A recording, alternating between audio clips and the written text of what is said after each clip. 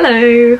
I don't know why I decided to make this video, I just thought it would be really fun, but I was just thinking, actually I do remember, I had just finished reading Chain of Thorns and I was like, I want to reread The Infernal Devices, but I know it's going to break my heart. And then I was like, why not make a video about loads of books that I've read that have not just broken my heart, but had me sobbing at like 2 AM, because most of these books I did stay up at like 2-3 AM sobbing, either at the ending or whilst reading it. And I just want to share that with you all. I'm splitting them into two different, I guess you could say, sections or tiers. You've got the books that made me cry, or rather sob hysterically at 2-3 AM. And then I have the sort of honourable mention / books that made me tear up, cry, you know, sniffle a bit whilst reading, but not sob my heart out in the middle of the night because I was so heartbroken. I hope you enjoy the video. You won't be seeing me cry. If there are any books that I haven't mentioned but you've read and definitely made you cry, you know, maybe drop a couple recommendations down in the comment section. I'm interested in reading them. I generally hate reading books that have like a really sad ending, but I do like, if they are sad, that they have like a happy resolution or there's hope. You know, I prefer bittersweet than just tragic. But anyway, let's get on with the books that made me cry. So the first book is the reason why I'm making this video in the first place, and it's Clockwork Princess by Cassandra Clare. It is the third and last book in the Infernal Devices, which is the prequel to the Mortal Instruments, the first Shadowhunter series Cassandra wrote. If you haven't read this series, I'll tell you that it sort of has a happy ending. However, the epilogue, which is set much after, is what really breaks your heart. To be fair, this entire book is quite sad. I don't want to spoil it. I know this book has been out for like, oh my god, this book has been out for 10 years, but I know there are still lots of people. In fact, there was an artist on Instagram that I follow who only just finished reading the trilogy because she just picked it up. I'll just say, there's a love triangle. It's very angsty. It ended tragically, but sort of happily at the same time. I don't know how to explain it. This book, I read it, I remember reading the first two books, or at least the first book, and I was like, I need to binge this series, because at the time I had only read the Mortal Instruments first, and then I read the Infernal Devices. And I brought Clockwork Prince and Clockwork Princess with me on holiday. Yeah, I shouldn't have done that. Well, to be fair, I was already sick and in bed because I'd caught a really bad cold. I had a blocked nose, you know, I was coughing and everything. And then I finished reading Clockwork Princess while sick in bed. I could not stop crying. Literally, the bed was covered in tissues because of my tears, mostly, honestly. I was like, I don't know if I can ever recover from this. And look at this. It's been, what, 6-7 years? It's been almost 7 years since I read The Infernal Devices, and I have yet to even reread a single page from any of the three books. That's how much it made me cry. I'm honestly terrified at doing my reread, and I know they all have a happy ending, all three characters eventually. I am still terrified for my reread. I'm planning to get the American paperbacks just because I don't want to break the spines on the UK ones. I want to have an annotated collection, and I've always wanted the American ones because they're floppy and these are really stiff. But yeah, highly recommend all of the Shadowhunter Chronicles books. They're really good. The next book is a romance book, and it is The Road Trip by Beth O'Leary. She's one of my favourite writers. When I picked this up, I was expecting like a really fun sort of second chance romance, and it is. I just don't know what it was about the reveal in which we find out why they broke up in the first place that had me sobbing. Literally, I think I took a picture of myself. I'm not going to show it because it's embarrassing. I was just in tears. I was like, what is going on? I think also I was kind of nervous, because the way this book is written is that you have the main characters on their way to a wedding.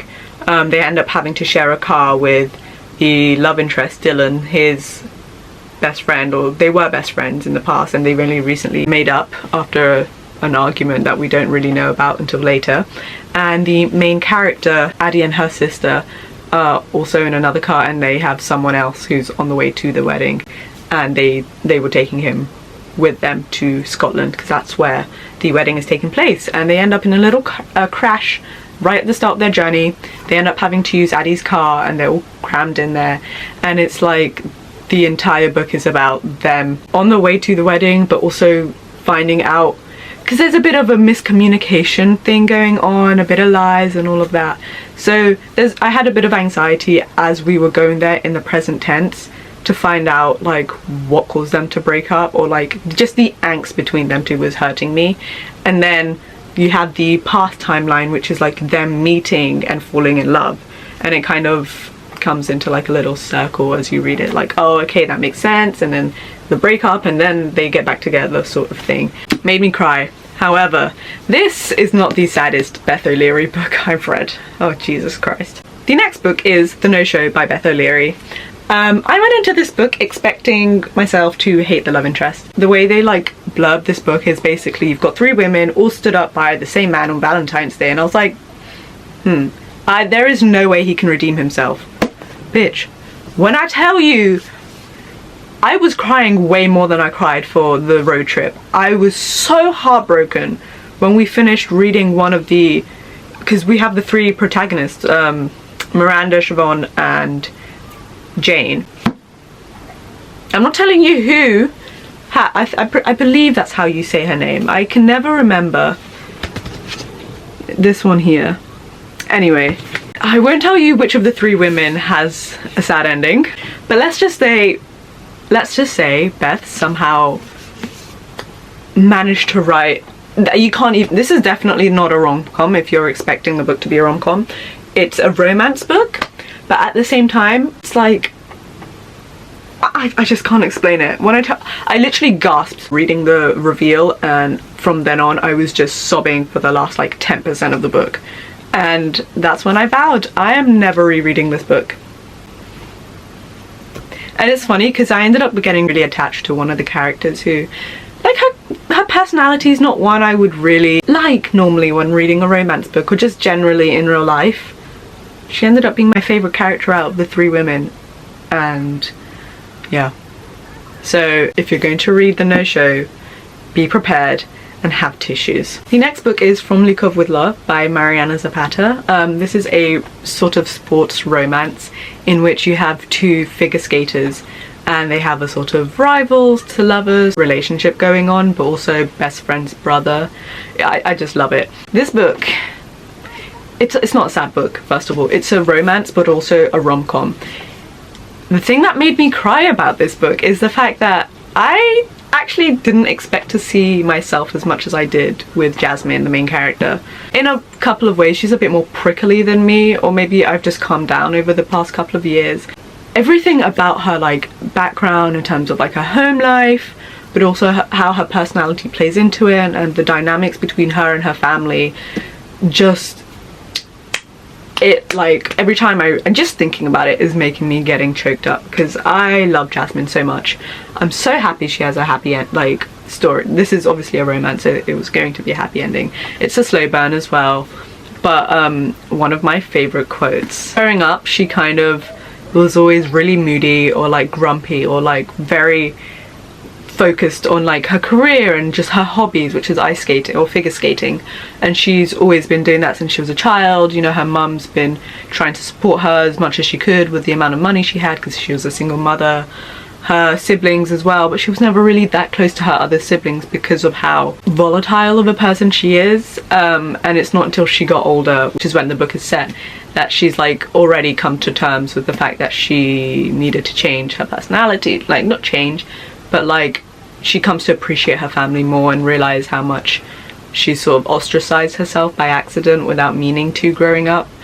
And like the point we're at in the book from the start, she's already like making amends, trying to get closer to her family members. She is the youngest sibling as well, which you wouldn't expect. Usually everyone adores the baby in a family, especially when there are loads of siblings, but with her it's like she's an outsider essentially, and she feels like everyone's sort of grouped up, or like everyone has their favorite siblings, or both of her parents have a favorite child, and even though you're not supposed to, she like feels left out because of the fact that everyone's really close. I feel like I've been rambling trying to explain this book, but just read it and you'll probably appreciate it. But my favorite quote from this book, that is the part of the scene that genuinely makes me cry every time I read it, is because I'm okay with you having 10 other people be your favorite, but you're always going to be my favorite person. And I know it seems so simple, but you understand the context of that quote a lot more, and the whole favorite person thing. It's just the way in which we are similar. I really related to that quote, and yeah, so that's another book that made me cry. The next book is a bit of a surprise, especially since it's not this author's most popular book. It's People We Meet on Vacation, or if you live in the UK, You and Me on Vacation. Don't know why they have different titles. But this book is a friends to lovers romance. In a way, it's also a second chance friendship and second chance, I wouldn't say it's a second chance romance, but it sort of is at the same time. You understand it if you read the book. But I don't know what about this book that I remember talking on the phone with my friend. We were just chilling. We were over FaceTime, you know, doing our own things, and I was reading People We Meet on Vacation. And I was about this much through, maybe towards the end. No, I was getting towards the end of the book, I remember, and I was just lying on my side reading, like speed reading, obviously reading every word. I wasn't skimming it, but like I was kind of getting panicky, and by the time I got, it wasn't even the last page, but near the end I was sobbing, and my friend got quiet on the phone. I'm pretty sure she knew I was crying. I don't know, I just love their friendship and the way you get to see them as friends, and also becoming friends again, but also falling in love and accepting the fact that they will always love each other and whatnot. It got me right in here, right in the heart. This is my left side, right in here. I just love this book so much, and I am one of the few people who actually love this book the most out of her three. I started Happy Place recently. I haven't finished it just because I have to prioritize other books that I'm reading, but so far out of Beach Read, People We Meet on Vacation, and Book Lovers, People We Meet on Vacation is my favorite book. But I am seeing a lot of people who like really loved Book Lovers or just love Emily Henry saying that Happy Place is their favorite Emily Henry book, and not just like new favorite book. It's like, okay, out of all the books that I've now read, Happy Place is my favorite, and I'm really excited to read it, but at the same time I'm terrified. When I started it, I was really liking, I was like, oh, I like these cast of characters that are introduced, and then I started getting really scared because it's sort of, just if you think about it, the title's like, what do you associate with your happy place? And I was just, I think it's a second chance romance, and I know Emily Henry's books always end with a happy ending, but I know I'm going to be crying as I read the book. The last book in the group of books that made me sob horrendously, I should have really started with this or continued with it since it's a previous author I mentioned, but it is Lord of Shadows by Cassandra Clare. This is the gorgeous Waterstones regular edition. They didn't really have any regular paperbacks when this came out. This is the one that I read. This is the one that just went, you know, hit me over the head with the feels. Lord of Shadows is the second book in the Dark Artifices series. It's a trilogy actually. If you read this series, specifically this book and the ending, you understand what I mean when I say that ending caught me so off guard. Like, Lord of Shadows and Clockwork Princess like really like rip your heart out of your chest. I actually do want to talk about this scene, so I'm gonna put a little icon for the cover, and once that icon is gone you can unmute the video because I will be mentioning spoilers from Lord of Shadows and Lady Midnight. But Lord of Shadows ends with Livy's death, and the thing is, I wasn't too attached to Livy. Like, I adored her dynamic with Ty, but I like Ty more because he's more of a developed character, and Livy at times is a bit too upbeat for me. But her death, dear God, I was sobbing. It was bad enough Robert died, and like I was kind of starting to appreciate Robert more in the ways in which his relationship with Alec was like growing, you know, improving. He was trying to be a better father, trying to be a good grandfather to Alec's kids, and he died, and I was shocked about that. And then Livy, Jesus fucking Christ. And then she kills Livy, and it's not even the fact that Livy dies, it's the reactions of her siblings. particularly Julian. That boy, like, I don't care that he's only 2 years older than Livy and Ty. All of his siblings, those are his children. Like, the moment he had to look after his entire family, they became his children. And he calls them his children, because they are essentially. He raised them from when they weren't even pre-teens, they were children. He raised them from when they were children until they were like late teens. They were getting closer to being legal adults in the Shadowhunter Society than they were to children. So like, when he was just there, holding her body, just calling her my Livy, my baby, I was just, yeah, no, that, oh, it hurts so much. I'm trying not to cry right now just talking about it, but dear God, this book was just one disaster after another, like, but I still love this series so much. And these were the books in the sobbing category, I guess you could say. And now we move on to the honourable mentions, I suppose. I think we might start off lightly with This Time It's Real. I read this book, well, actually finished it 2 days ago, so on the 13th of February, and I adored this book. As you can see, I've like fully annotated and tabbed, well, you can't really see my annotations, but like I've really tabbed this book. It was so funny, so cute. It still made me cry at one point. It was like the dumbest thing that made me cry, that like actually had me crying. Like, I'd read the scene, like I kind of skimmed ahead because I was getting nervous as to like what was about to happen, and then I burst out laughing. I was like, what the hell, that's so stupid, but like in a funny way. And then I went back to properly finish reading the previous chapter that ends on like a cliffhanger, and I started crying, and I carried on reading even to the funny part where it's like, oh no, don't worry, it was just a misunderstanding, and I was still crying, and I was like, what the hell, why am I crying? Literally, I remember very vividly saying that when reading the book. But the other parts that definitely did make me sad weren't even the romantic part. It's about the main character Eliza's friendship with Zoe, because Eliza's had to move back to Beijing.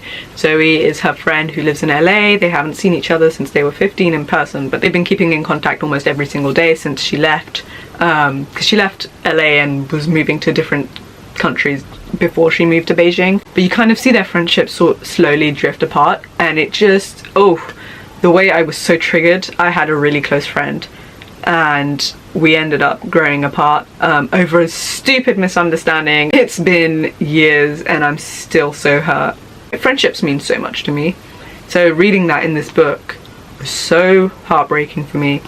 I'm kind of getting choked up, trying not to cry right now thinking about it, but yeah, I'm glad we got to see Eliza have a happy ending. You should definitely read This Time It's Real by Liang. She also has a previous book that came out in October, so just 4 months before her debut novel, and it's called If You Could See the Sun. One of my favourite books of 2022. Highly recommend it, and I highly recommend This Time It's Real. This is actually my first 5-star read of 2023, and it's my 7th book of the year, so that should tell you something.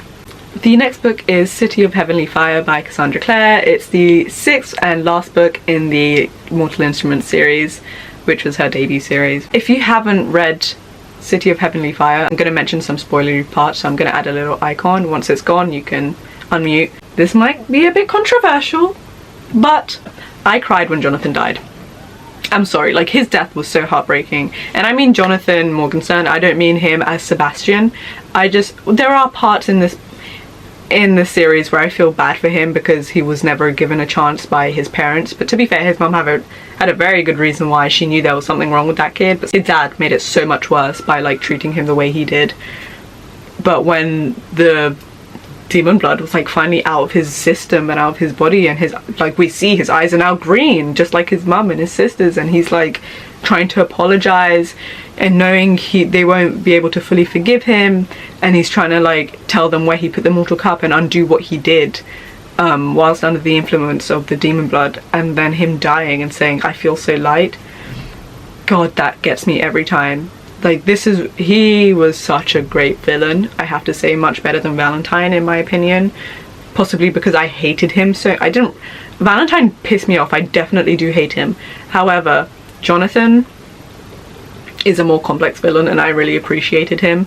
Definitely a bigger thread too, so I'm still shocked, but like it makes me sad thinking about it. I don't cry when I think about it like now after finishing the series, but I definitely cried when reading it. The next book is a romance book, and it's Saint by Simone. I know this might seem a bit weird to like dash in there. It's a romance book, but like a sort of I would say more smart than romance book. However, or in this series, because the first book is called Priest, the second book is called Sinner, this one is Saint.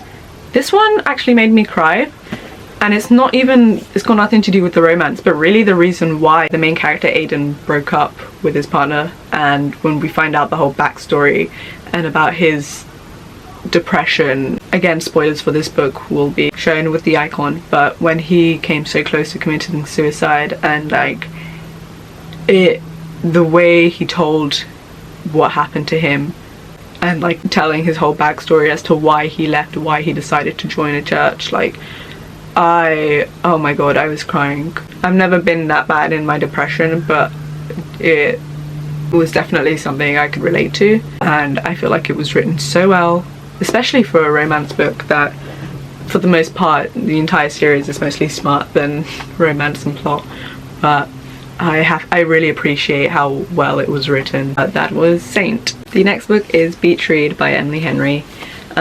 This book broke my heart, like, and it wasn't even the romance aspect again that like is really the angsty part. Like, yeah, we do have the kind of second chance, missed opportunity, right person, wrong time sort of thing going on with January and Gus, but the actual angst really comes from the whole family subplot, specifically in terms of January's relationship with her dad and finding out stuff about him later on as he's passed away and she's just moved into his beach house that no one knew he had until after his death.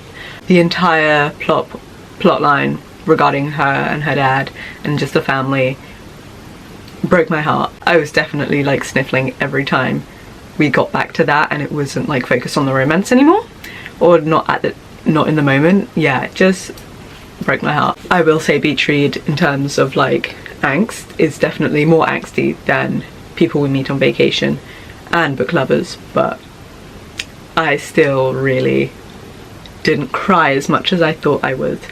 But that was Beach Read by Emily Henry. We're almost done now. The penultimate book is Ninth House by Leigh Bardugo. Alex like very quickly became a favourite main character of mine reading Ninth House, and even more so reading Hellbent. Particularly like the part that did make me cry. It wasn't cry, it was like really emotional reading. It was just her finally meeting and like befriending and like having a group of people who were there for her.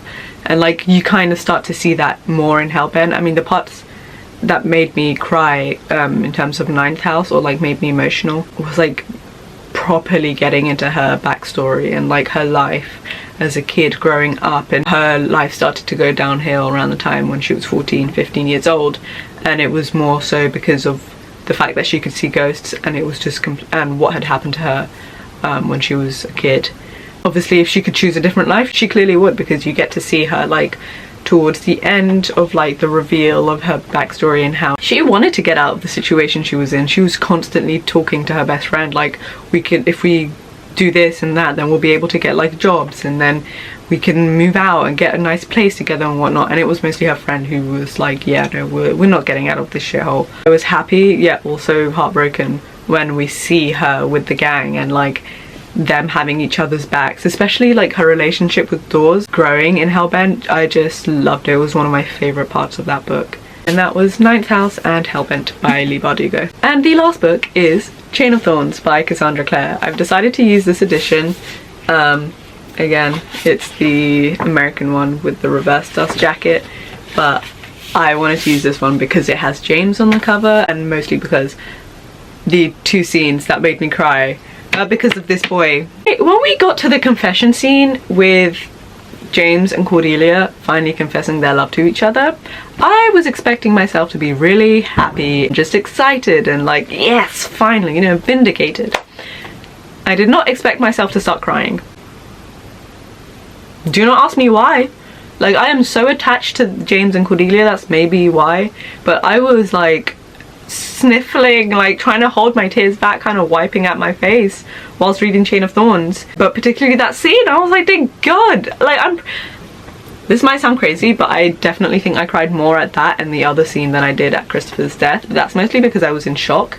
After Christopher died, I was definitely trying not to cry, thinking back, but actually reading it didn't make me cry. But James's confession to Cordelia and her finally getting to tell him how much she loved him, that got to me. And the other scene in Chain of Thorns is earlier on in the book when Cordelia sends the merry thieves to Matthew's house because he's like decided to completely stop drinking and he's going through withdrawals. Seeing them all together and being there for him, and sort of James and Matthew starting to like reconcile, it warms your heart, but it also makes you want to cry because of how much shit they've gone through. That scene becomes extra painful after Christopher dies, and like you remember this was like one of the last few scenes where they were like properly together and happy, just the merry thieves. God, that was heartbreaking. And those were the books in my sort of honorable mentions category for books that made me cry. I hope you enjoyed the video. Don't forget to like, comment and subscribe to my channel. Let me know what other sort of book tags or like videos you'd be interested in watching from me. I'm open to all sorts of suggestions, but I hope I'll see you guys soon. Bye!